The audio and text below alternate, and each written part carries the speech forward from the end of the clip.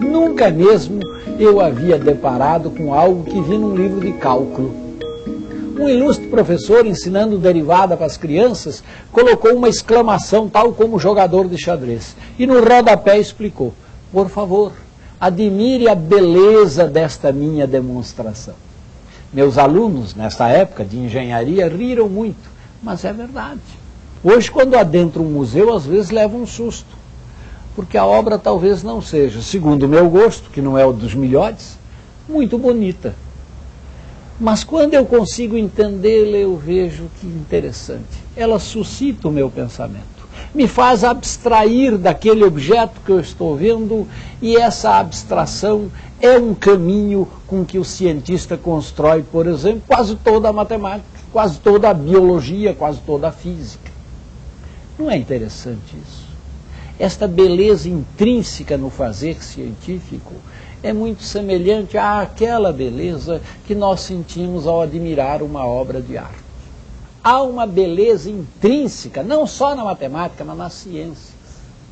E essa beleza não é muito diferente daquele seu sentido estético quando olha a obra de arte. Ambas deram resposta a problemas que o mundo nos impõe. Mas estas respostas foram construídas com certo sabor, com certa abstração. Ela foi para além do objeto visto, além do objeto desenhado, além da teoria descrita. Ela mexeu com o nosso coração, com o nosso sentimento, com a nossa capacidade de enlevar-se, com a nossa capacidade de abstrair e ver nessa abstração, como do poeta, como do pintor, como do físico, como do cientista, o belo, a beleza intrínseca da construção, que não é da tinta, não é da escultura, nem é da teoria, é do homem.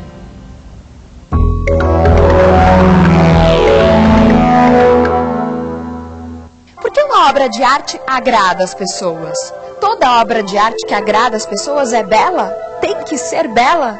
O que é o belo? A beleza nem sempre é a forma mais eficiente de atingir o público.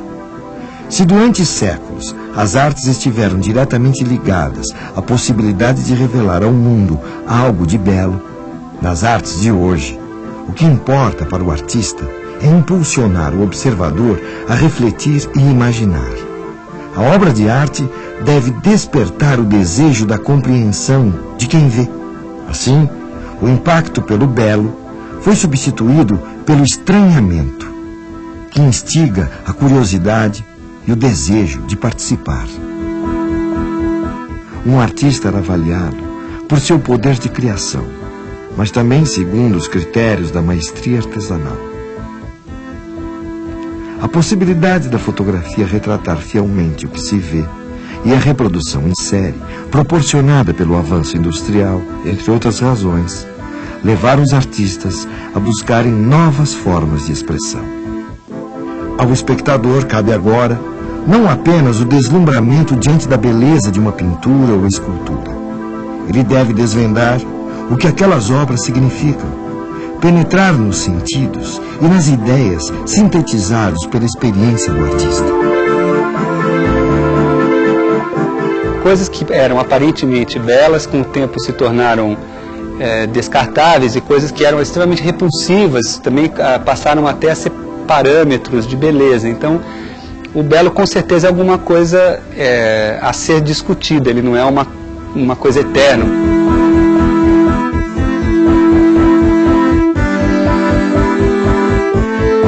O naturalismo é uma coisa histórica, né? Ele nasce na Grécia, ele termina na Idade Média, ele ressurge na Renascença e ele termina no modernismo. Ele também não é um parâmetro eterno do belo.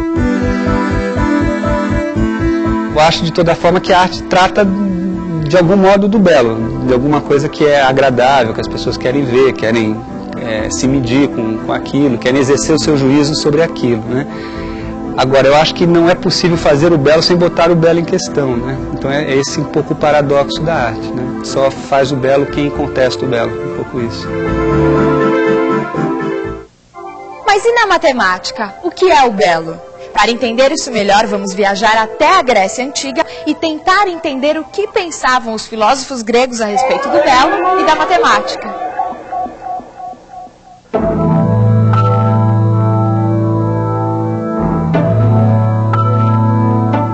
Estes templos foram construídos pelos gregos em homenagem aos deuses. Foi dos gregos que herdamos a visão de um mundo dividido em superior e inferior. O mundo dos deuses acima, imutável, e a vida terrena, temporal, que nós vivemos. Sendo que esta vida terrena era apenas um reflexo, uma imagem projetada do mundo superior desses deuses, homenageados através dessas construções. Platão chamou esse mundo superior de mundo das ideias. Ideias que se encontram no nosso pensamento, na nossa razão. É o mundo da eternidade. Tudo que existe fora do mundo das ideias é temporal. Existe e deixará de existir. Não são coisas eternas, mas passageiras. E só existem porque são cópias daquelas formas que estão no mundo superior. Uma das mais famosas histórias contadas por Platão no seu livro A República é o mito da caverna. Segundo esse mito, os homens são seres que vivem aprisionados em cavernas, de onde não podem enxergar o mundo. O que eles podem ver são apenas sombras projetadas nas paredes. Quem conseguisse se soltar das correntes que o aprisionava, poderia sair da caverna e enxergar a luz. Mas quando retornasse, seria morto pelos que ficaram, que o julgariam loucos de afirmar que a realidade não estava naquelas sombras, e sim do lado de fora da caverna. Soltar-se das correntes só é possível através do desenvolvimento da sabedoria, da razão, da consciência que os homens devem buscar. Mas o que ele desde já avisava para os que se aventurassem é que essa pessoa poderia correr risco de vida, poderia morrer assassinada por aqueles que insistiam em viver num mundo sem razão, que preferiam olhar para suas sombras e acreditar que elas eram a realidade. Esse sábio condenado à morte por mostrar o caminho da sabedoria era Sócrates, mestre de Platão, que andou pelas ruas de Atenas propondo aos homens: conhece-te a ti mesmo, até ser condenado à morte por isso. Mas você deve estar se perguntando, o que tudo isso tem a ver com arte e matemática? Eu explico. Para Platão havia duas possibilidades ao artista. Ou ele era um bom imitador das coisas da natureza, o que, na sua opinião, era inútil, pois a própria natureza era apenas uma cópia do mundo das ideias, ou o artista criava aparências enganosas e imperfeitas, o que afastaria o espectador ainda mais do mundo das ideias. Resumindo, para Platão, o artista estava incapacitado com os instrumentos que tinha de revelar algo do mundo das ideias. Se mesmo diante de grandes artistas gregos como Fídias, Platão não acreditava nas possibilidades de elevação da consciência através da arte, a quem restaria essa missão? Essa missão ficou restrita aos filósofos, pois enquanto o produto final do trabalho do artista é a imagem, para o filósofo a palavra é apenas o primeiro passo em busca do conhecimento. Mas e a matemática? Aí é que está. Sabe quem foi considerado o primeiro filósofo da história? Foi Pitágoras, que hoje, em geral, conhecemos apenas como matemático. Foi Pitágoras quem primeiro observou a ordem das coisas no mundo e propôs que o caminho mais valioso para o homem era o amor à sabedoria. Foi ele quem criou o termo filósofo, aquele que ama a sabedoria, o conhecimento. E ele não se ocupou apenas dos números, como muitos acreditam hoje. O pitagorismo era um movimento não só intelectual, mas religioso, moral e político. Ele fundou uma ordem com um rígido código de conduta e com uma notável característica: a confiança no estudo da matemática e da filosofia como base moral para orientar o comportamento dos homens. A seita pitagórica sobreviveu por mais de 500 anos de forma secreta e fechada, e foi extremamente combatida em sua época, mais por ser secreta do que propriamente por suas ideias. Pouco se sabe sobre os ensinamentos transmitidos aos iniciados, afinal, eram ensinamentos secretos. Tudo o que se sabe sobre o pitagorismo são suas primeiras lições, que eram utilizadas para encantar e converter os cidadãos gregos. São demonstrações da ordem que existe por trás da natureza das coisas. Conhecê-las poderia levar o indivíduo à elevação espiritual. Tudo que existe, do mais simples átomo às mais complexas galáxias, obedece a determinadas leis, padrões, que se combinam, se repetem e podem ser percebidos e comprovados pela matemática. Era mais ou menos isso que Pitágoras revelava aos seus discípulos. A mais famosa demonstração pitagórica é o teorema que hoje recebe o seu nome. Quer ver?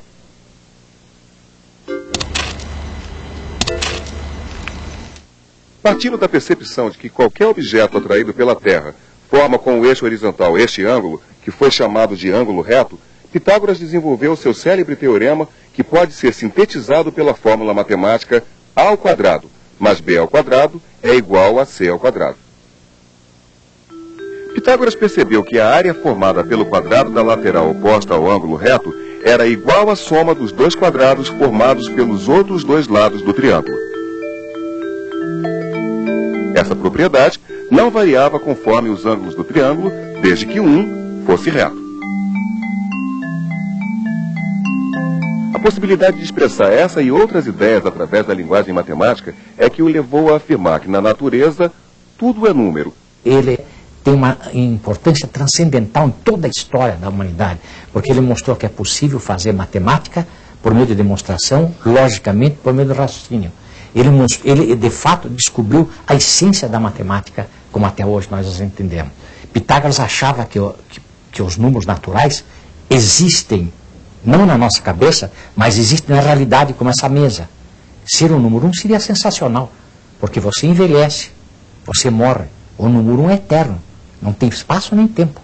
Todo matemático que aceita isso, que a matemática não é uma construção nossa, não é uma criação nossa, mas é a descoberta de um mundo que está fora do espaço, está fora do tempo, a gente costuma dizer que é uma coisa, que esse matemático é um pitagórico, não estrito senso que pertence à escola de Pitágoras, mas é um pitagórico no sentido que aceita que o matemático é um descobridor e que existem entidades abstratas fora do espaço e do tempo. Voltando àquela nossa questão, o que tudo isso tem a ver com arte e matemática? Toda a obra de Pitágoras que nós já vimos deu origem à filosofia, à matemática e possibilitou o incrível progresso das ciências no Ocidente. Nada disso teria acontecido se o mesmo não atentasse para a incrível beleza que há nas demonstrações de ordem no mundo e da possibilidade de, por trás dessa ordem, existir os números, como uma linguagem universal e atemporal, como uma espécie de fundamento daquele mundo das ideias, eterno e imutável. Eu diria que a matemática é a busca de certas estruturas e de suas propriedades, estruturas essas que você pode chamar de formas. O universo inteirinho, por trás das coisas, existem certas formas. Essas formas que unificam, essas formas que dão sentido à nossa experiência. E a finalidade básica do matemático é exatamente a busca desse tipo de beleza, que é uma beleza que se manifesta nas estruturas matemáticas, nas demonstrações dos teoremas relativos a essa estrutura, da mesma maneira, por exemplo, que um físico estuda fenômenos físicos, um biólogo estuda certos seres. A matemática é a ciência básica, é uma ciência básica e a beleza da matemática está por trás e subjacente à beleza de todas as outras ciências. Na década de 1970, surgiu um movimento artístico chamado conceitual. Nele, a ideia é preponderante e a forma das obras é secundária, podendo ser efêmera, precária, despretensiosa, desmaterializada, e o observador é impulsionado a refletir, a imaginar. Assim, a arte conceitual exige do espectador mais do que o deslumbramento diante de algo belo. Exige também a sua participação mental. A obra só se realiza inteiramente na cabeça de cada observador. Essa expressão artística também ficou conhecida por arte como ideia.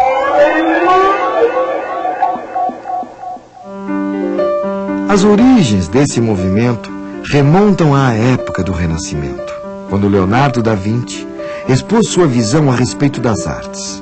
Segundo ele, a pintura não deveria ser apenas uma experiência visual, e sim uma ciência mental, como a filosofia e a matemática. Para ele, a pintura não era apenas o que estava no quadro, mas o que a imagem suscita na mente do observador.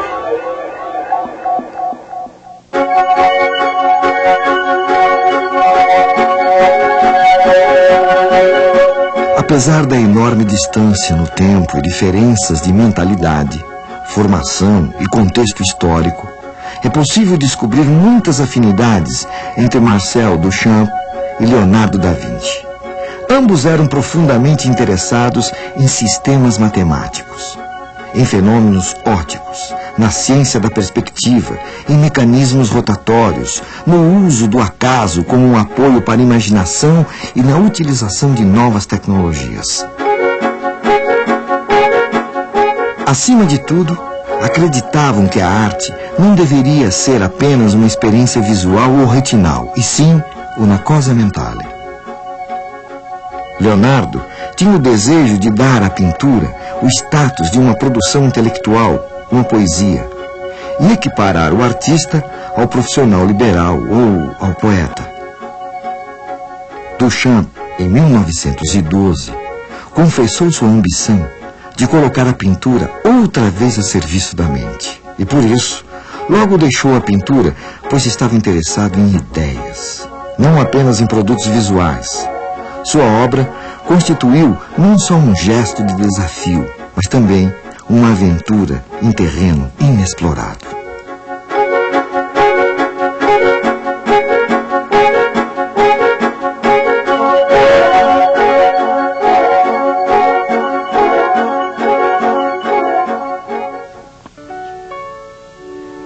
Observem esta obra. Se é quase impossível dizer que ela é bela, é inegável que não há como se manter indiferente a ela.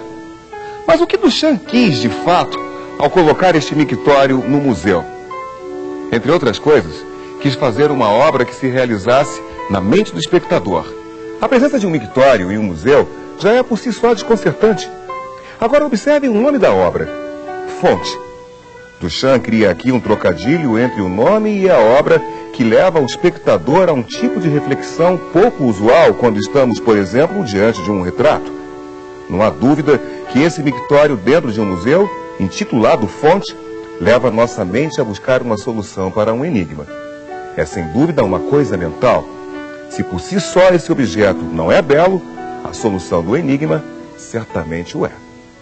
Duchamp abriu espaço para a arte conceitual, as instalações, a participação do observador na obra de arte, que ele considerava fundamental, e sobretudo para a difícil procura da verdade na arte contemporânea, que vai além da harmonia das formas.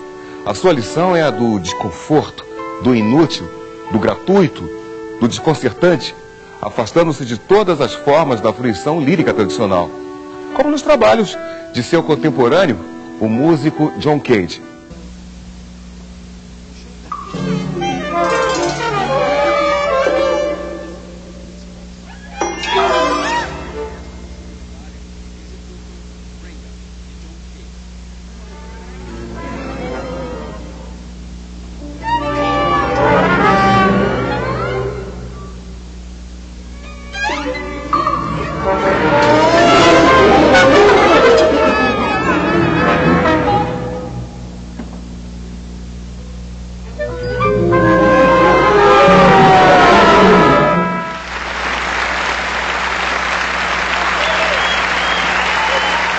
Os trabalhos de Duchamp mudaram o paradigma da arte contemporânea. My idea was to choose an object that wouldn't attract me either by its beauty or by its ugliness. To find a point of indifference in my looking at it, see?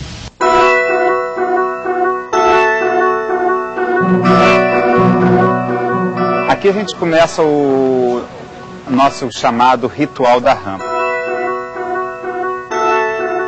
É um jogo que se estabelece de leituras do próprio Marco como uma obra de arte. Então aqui a gente instiga o grupo ou o visitante a perceber um jogo de relações que acontece com a sua movimentação ao longo dessa rampa. O próprio Marc como obra de arte é interessante porque ele é uma escultura cuja forma destoa de todas as outras construções, que são as construções do nosso mundo cotidiano, nosso mundo real. Então esse museu tem a forma simbólica do Museu da Obra de Arte, talvez de uma certa forma futurista. Então aqui a gente vai subindo e a gente traz as pessoas a perceberem essa movimentação quase que mútua entre eu me mover e o Pão de Açúcar. Quem está se movendo? Sou eu que estou me movendo ou o Pão de Açúcar que se move? Quem é que se move? É o Sol ou o planeta Terra? Até hoje a gente fala que o Sol se põe. Essa subida da rampa também serve para a gente perceber a relação entre o belo cultural e o belo natural. Qual é o papel desse artista na sociedade hoje? É criar situações de experiência com o corpo, em que provoquem uma releitura móvel do mundo. Em cada ponto que eu estou, eu leio o mundo de uma forma diferente. E a genialidade dessa espiral que a gente está subindo é que antes de você entrar no círculo do museu, você é provocado, é impelido a ver todo um círculo maior da Baía de Guanabara. A atitude do espectador, então, provocada por esse ritual, é a necessidade de mobilidade. Ninguém tem dúvida que um dos apelos da arte é a estética. Mas a própria arte, você viu, evoluiu. Antes a estética era do objeto. Nós admirávamos a beleza. Hoje você entra num museu e tem uma obra estranhíssima. Às vezes até eu diria, desculpe a meu atrevimento, feia. E você admira-se com aquilo. Mas quando você entende, vê que aquilo suscita o seu pensamento. Excita a sua ideia para uma abstração nova. Não é a beleza do ver, é a beleza do sentir, é a beleza do abstrair. E isto a ciência faz quase que da mesma forma que a arte. Essa nossa série foram 13 programas buscando mostrar para você isso. Há uma beleza intrínseca, não só na matemática, mas nas ciências. E essa beleza não é muito diferente daquele seu sentido estético quando olha a obra de arte. Seria um atrevimento alguém dizer assim, nossa, eles fizeram um programa sobre arte. Não é uma história da arte, falta muito para sê-lo. Ah, então é sobre história da matemática. Igualmente não. O que fizemos foi, ao longo de 13 programas, tentar mostrar a você que ao observar o mundo você faz muito de arte e muito de matemática. Que a matemática não está confinada naqueles padrões dos livros didáticos, tampouco a arte está confinada nos livros de história da arte. A arte e a matemática são manifestações do homem, do cientista, do artista e do homem comum. É o seu jeito de ler a natureza. Havia um filósofo que dizia, homem algum atravessa 2 vezes o mesmo rio. Quando ele pular o rio, pela segunda vez as águas serão outras. Um outro filósofo disse, e o homem também será outro. Pois bem, quando se atravessar este grande rio chamado a sua vida, você vai lembrar-se que um dia você mergulhou de uma ponte chamada arte e matemática. E olhará o mundo de outra forma. Até breve.